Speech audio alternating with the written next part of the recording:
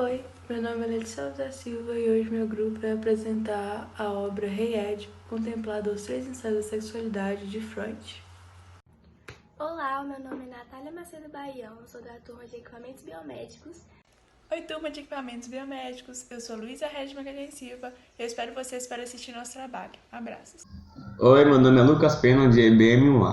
Olá, meu nome é Gustavo e eu falarei sobre a obra Édipo Rei, escrita por Sófocles, famoso dramaturgo grego. A obra foi escrita por volta de 427 a.C. e foi usada, por meio de teatro, como uma celebração ou iniciação de rituais religiosos. Aristóteles escreveu a obra como a tragédia perfeita. Primeiramente, se trata de uma tragédia, e isso porque ela teve a sua consequência de fatos muito bem definida. Começando, temos Édipo, um personagem de caráter e renome muito bem definidos e de alto valor na sociedade. E, no fim e ao decorrer da história, o seu caráter é destruído e ele é colocado para baixo. E coloca a sensação de amartia, que é a tragicidade do herói, e, consequentemente, a catarse. Tratando agora o contexto histórico da obra e as influências históricas que ela teve, podemos apontar diversos pensadores, filósofos, escritores e professores que, em sua maioria, discordam de um ponto de vista ou concordam e acrescentam ainda mais a essa síntese. O primeiro deles apontado pode ser Aristóteles, que, na sua obra poética, descreveu a obra de Édipo Rei como a mais perfeita modalidade de uma tragédia grega, e, posteriormente, temos diversos outros pensadores, como o próprio Freud, que é o tratado nesse seminário, que conceituou o complexo de Édipo. E o mais interessante é que, a partir deste, podemos observar diversos outros pensadores e escritores que, nessa mesma vertente, discordam ou concordam do Freud.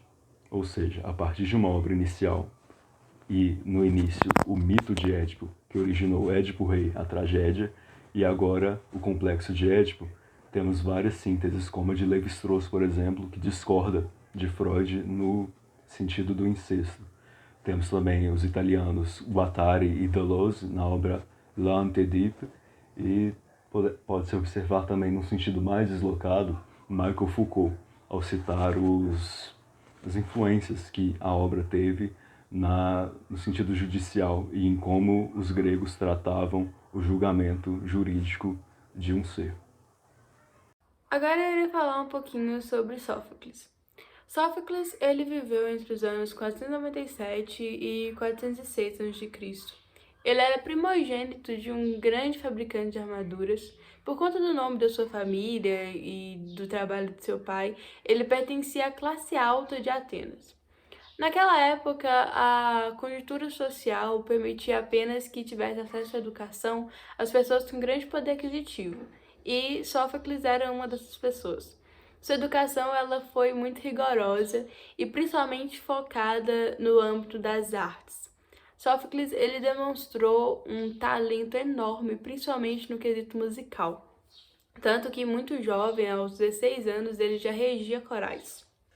O início da sua carreira como dramaturgo teve marco quando ele participou de um concurso anual de peças dramáticas em uma festa de Dionísio. Dentre as 123 peças que ele escreveu para esse concurso, 24 foram vitoriosas. E aí ele começou a ter uma influência enorme nesse âmbito, tanto que coisas que ele instituíam como excelência para suas obras e para seus teatros, elas foram se tornando padrão realmente em Atenas, como o coro ter 15 integrantes, não 13, as peças terem 3 atores, não 2. Isso foram coisas que ele instituiu. Tem um homem como centro, mas ele não ignora os deuses, as divindades, os seres místicos. Ele coloca eles apenas de forma mais periférica, não é o centro mais como costumava ser. É interessante a forma como ele trata muito sobre o destino humano e a interferência, de forma desgraçosa, né, pelos deuses. O filósofo Nietzsche, ele analisa muito as obras de Sófocles e define elas como um pessimismo trágico. O mundo é cheio de injustiças e de tragédias, desgraças, e a infelicidade disso tudo é do inocente, que sofre muito com isso e que, mesmo sendo herói, mesmo tendo realizado atos nobres, ainda assim ele sofre com as desgraças. No entanto, um diferencial é que o herói ele não deixa de ser herói porque a vida dele realmente se tornou uma crise gigante que não tem como se sair mais. A tragédia grega Édipo Rei foi escrita por Sófocles e é um dos mitos mais revisitados da Antiguidade Clássica. Foi considerada pelo intelectual Aristóteles como a maior tragédia do teatro grego. Foi escrita em 427 a.C. e faz parte, juntamente com duas outras obras chamadas Antígona e Édipo em Colono, da trilogia tebana. O seu texto traduzido para o português, apesar de ser muito arrastado para o melodrama, ficou de muito fácil compreensão.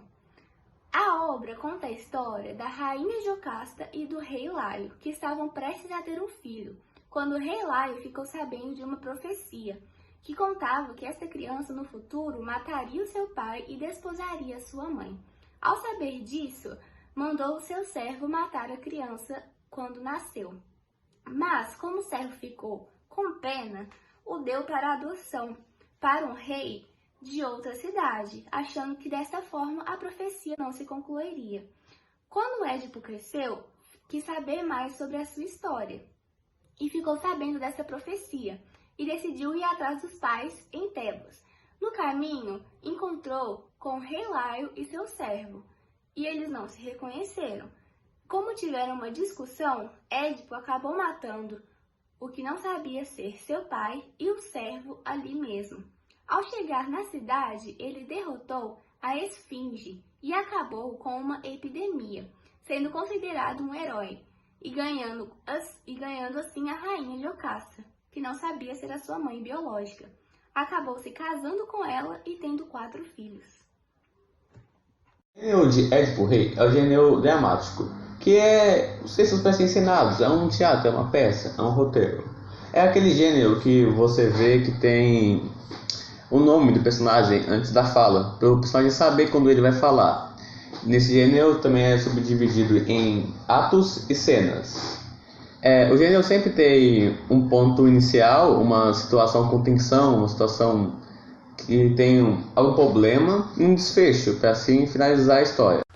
A tragédia ela é um subgrupo do gênero dramático, onde tem aí, como o próprio nome diz, um acontecimento trágico que culmina no sofrimento e na adversidade dos personagens e causa no público um sentimento clássico, que é a catarse, né, onde tem ali um alívio depois de se resolver um conflito na obra.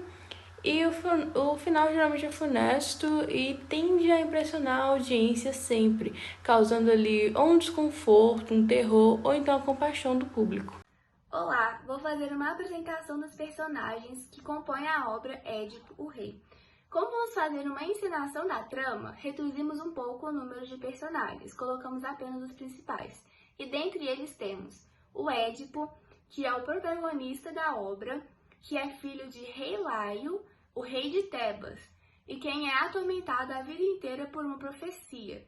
Temos a rainha Jocasta, que é mãe e esposa de Édipo, e também temos o Teresias, que é o profeta cego da cidade. Além da Esfinge, metade mulher e metade leão, a quem faz a Édipo um enigma a ser desvendado. Também temos Creonte, que é tio e cunhado de Édipo e vidente da cidade. Também temos Políbio, que é o pai adotivo de Édipo e rei da cidade Corinto. E o sacerdote, que é o porta-voz da cidade. Para apresentar a obra, nós utilizaremos de iconografias e também da narração, onde eu, Letícia, represento a Esfinge, Lucas Pena é Creonte, o Gustavo é o rei Édipo, Luísa é Jocasta e a Natália faz a narração. Nós temos algumas alterações na obra, apenas para poder facilitar o entendimento de vocês. Espero que gostem. Em uma cidade chamada Tebas, seu rei Laio foi advertido pelo oráculo que seu filho chegaria ao mundo com belos olhos e visão, mas tomar-se-á cego. Será rico e acabará mendigando. Seus passos o levarão à terra do exílio, onde tateará o solo com seu bordão. Ver-se-á também que ele é, ao mesmo tempo, irmão e pai de seus filhos, e filho e esposo da mulher que lhe deu a vida, a rainha Jocasta, e que profanaria seu leito, o leito de seu próprio pai, a quem mataram. Temendo que a premonição fosse verdade, ao nascer da criança, Laio ordenou que um de seus criados o levasse para bem longe e depois o matasse. E assim foi. Em uma floresta muito longe, entre Tebas e Corinto, o bebê teve seus pés amarrados a uma árvore, e antes que, abandonado ao léu, prestes a encontrar a morte, a pena e remorso fizeram com que o servo entregasse a criança para um senhor que passava. Pensava erroneamente que, ao ser levada para um país distante, a profecia haveria de proscrever. Ao chegar em outra cidade, a criança foi adotada por Políbio, rei de Corinto, e pela rainha Peribéia, que o cria como se fosse seu filho, um presente dos deuses. Depois de crescido, Édipo se encontra consultando o oráculo de Tebas para esclarecer uma dúvida de sua origem. O jovem então é atingido pela trágica profecia. Seu destino vive na morte de seu pai, cujo sangue derramará em suas próprias mãos e desposar a própria mãe. A fim de evitar o flagelo, Édipo abandona Corinto. Em suas andanças, encontra-se um servo arrogante do rei Laio. De forma ditatorial, exigia sua retirada do caminho para seu amo passar. Após uma terrível discussão, Édipo mata o servo. E o rei, seu Laio, seu pai verdadeiro, na tentativa de vingar seu servo, luta com seu próprio filho sem saber. Laio é atingido pelo filho forasteiro e morto logo em seguida. Édipo continua suas andanças e se encontra nos portões de Tebas, onde via-se um temível monstro, um corpo metade mulher e metade leão. Onde pensa que vai, meu rapaz? Vou entrar na cidade, ora. Para passar por aqui, é necessário que você decifre o meu enigma, ou então te devorarei. Que animal, pelo amanhecer, anda sobre 4 patas, ao entardecer sobre 2 e ao anoitecer sobre 3? O homem, pois o homem ao nascer engatinha, e ao passar do tempo, com as 2 pernas, e depois de velho, precisa de uma bengala para lhe ajudar. A esfinge, com tremenda vergonha de ter seu enigma decifrado, se joga de um penhasco. Um homem que escondido ali estava, anda em direção a Édipo e diz: Senhor, quem és tu, com tamanha sabedoria para decifrar o enigma do temível monstro que assombrava Tebas? Venha e ele apresentar a rainha que estás a buscar um novo rei. Édipo, animado, aceita o convite do homem e se encontra com a rainha de Tebas. Depois de uma conversa, Jocasta aceita se casar com Édipo, o herói que salvou sua terra. Passaram-se mais de 15 anos e o rei Édipo e a rainha Jocasta tiveram 4 filhos. Ele se tornou um soberano sábio e amado pela população tebana. Mas, um dia, uma terrível peste foi lançada pela cidade. O povo passava fome e sofria com terríveis enfermidades. Édipo decide então mandar Creonte, o vidente da cidade, para o oráculo de Delfos, a fim de decidir como acaba com uma tal maldição. A passar de alguns dias, Creonte chega ao palácio e Édipo diz: Creonte, que demora foi essa? Conte-nos o que o oráculo revelou a você. Com licença, meu rei. Me desculpe a demora, mas os deuses me advertiram. A peste só se fundirá quando o assassino de Lion for vingado. Então faremos uma contundente investigação, atrás da justiça e da verdade, atrás do assassino do antigo rei. Meu senhor, o oráculo revelou a mim o assassino de Lion. Todavia, vossa majestade não gostaria de saber tal resposta. Pelos deuses, visto que sabes, não nos oculte a verdade. Todos nós, de joelhos, rogamos-te. A dor do meu povo se funde à minha, se tornando uma única. Necessito obter respostas. O que farei? Me diga. O senhor, o rei Édipo, é o assassino de Laio. Que? Atreves-te, com tal imprudência, a articular semelhante acusação e pensas, porventura, que sairás daqui impune? Jocasta se assusta com a resposta, tenta suprimir a cólera do pobre rei e diz: Como podes tu ser o assassino de Laio, se foste enviado pelos deuses? Não repetirás impunemente tão ultrajante acusação. Isto é conspiração. Querem o meu trono? Por que veio a Tebas? Me conte.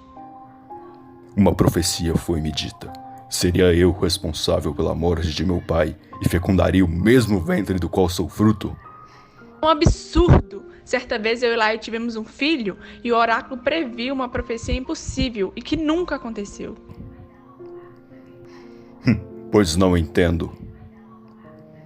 Essa profecia dizia que Laio, meu falecido marido, iria ser morto pelo filho, o que não aconteceu, pois nos seus primeiros dias de vida ordenamos a um servo que o deixasse a pobre criança presa amarrada aos pés de uma árvore para morrer. E Laio? Laio foi morto pelos sequestradores. Está vendo só? Contam mentiras. Creonte, conte-me mais sobre o que o oráculo Delfos lhe revelou. Na noite em que você foi deixado em uma floresta para morrer, um velho pastor te encontrou e entregou-lhe ao rei de Corinto para que o criasse. O que a rainha disse é de tudo verdade. Porém, Laio não foi morto por saqueadores. Laio morreu em uma disputa contra o senhor, meu rei. Não, mas eu não sabia que era Laio. Como pode ser? Não! Me casei com meu próprio filho, o mesmo que matou Laio. Oh deuses, que maldição!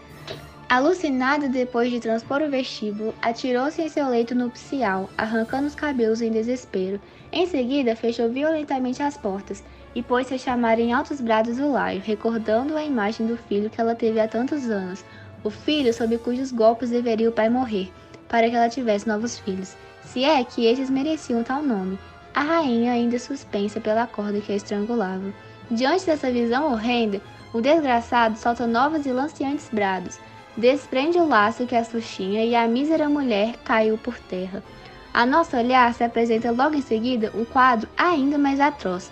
Édipo toma seu manto, retira dele os colchetes de ouro que o prendia e com a ponta recurva arranca das órbitas do olho gritando: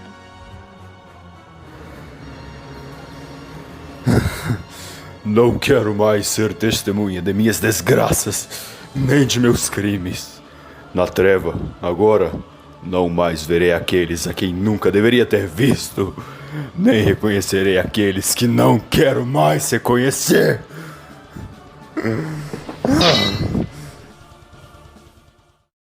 Freud dividiu em fases. Fase oral, 0 a 2 anos.